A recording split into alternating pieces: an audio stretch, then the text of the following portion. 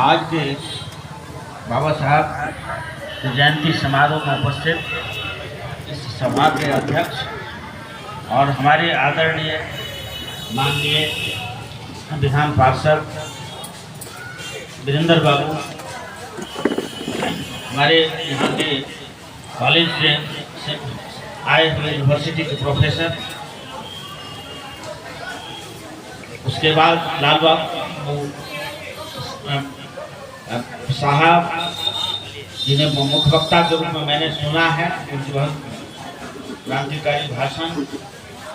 आज इस मौके पर हमारे साथ उपस्थित तमाम इस मंचासन पर हमारे पदाधिकारी धनंजय बाबू और तमाम जितने भी उपस्थित लोग इस संगठन से हैं, सारे लोगों का हमारा स्वागत है। और जितने भी लोग इसमें पार्टिसिपेंट किए हैं, ये बड़ा शुभ दिन है।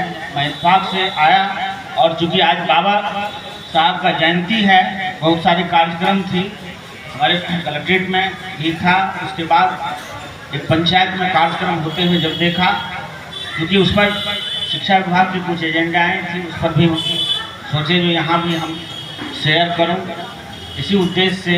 और साथ हमारे बहुत सारे आदर्श रहे हैं। बाबा साहब जो संविधान के निर्माता ही नहीं, तो समाज के सामाजिक न्याय के लिए जीवन पर्यंत लड़ते रहे, एक कानूनविद और समाज के हक जो दबे कुचले शोषित पीड़ित दलित और जो सामाजिक रूप से पिछड़ेपन के जो कारण था, उनको उभार करके संविधान में सारे लोगों को जगाया। उसका मैं फिर पुनः नमन करता हूँ इस अवसर पर। हमारा ये बहुत सारी बातें मैंने सुना, जिन्होंने हमारी सामाजिक व्यवस्था का जो पूर्व से परंपरा थी, उसको झेलते हुए जहावत से हम लोग खास करके शोषित पीड़ित दलित के जो लोग हैं, जो सामाजिक न्याय के हमेशा मांग करते रहे हैं, उनकी सारी गाथा को सुना।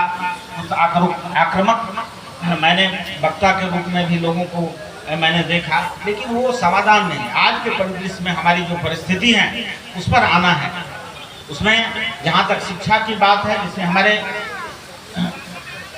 डीपीओ साहब ने बड़ी बारीकी से कहा है, बाबा साहब का उद्देश्य था जो समाज में हमारी भौतिक संपदा पर अधिकार नहीं है, हम समाज में पिछड़े रहे हैं, हमारी दशा उतनी अच्छी नहीं रही है, लेकिन एक ही आधार मूल मंत्र है, जो शिक्षा, जिसकी जोड़ पकड़ करके हम आगे आ सकते हैं।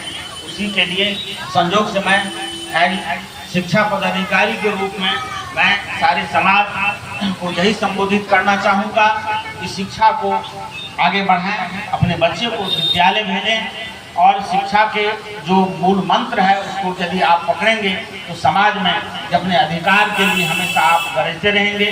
तो बाबा साहब ने कहा, जैसा कि उन्होंने कहा था कि शिक्षा ऐसा मूल मंत्र है, ऐसा शरीर का दूध है, जो पी लेगा वो दहाड़ेगा।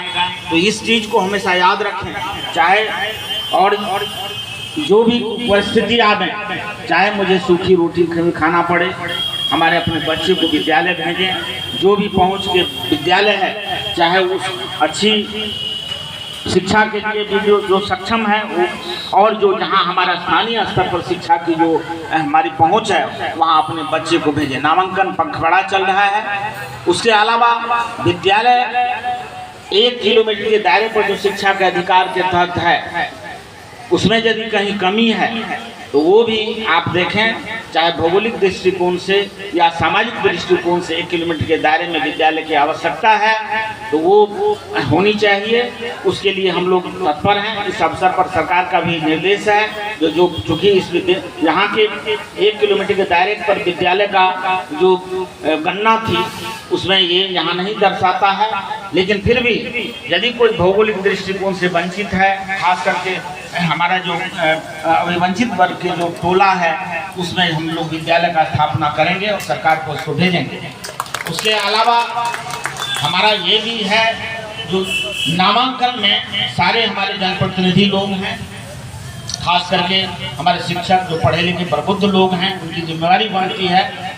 जो बच्चे नामांकित नहीं है, आप उसमें अपना सहयोग प्रदान करेंगे। वैसे भी हमारे जो स्वयं सेवक, जो शिक्षा स्वयं सेवक लोग लगा हुआ है, उसकी गणना करते हैं।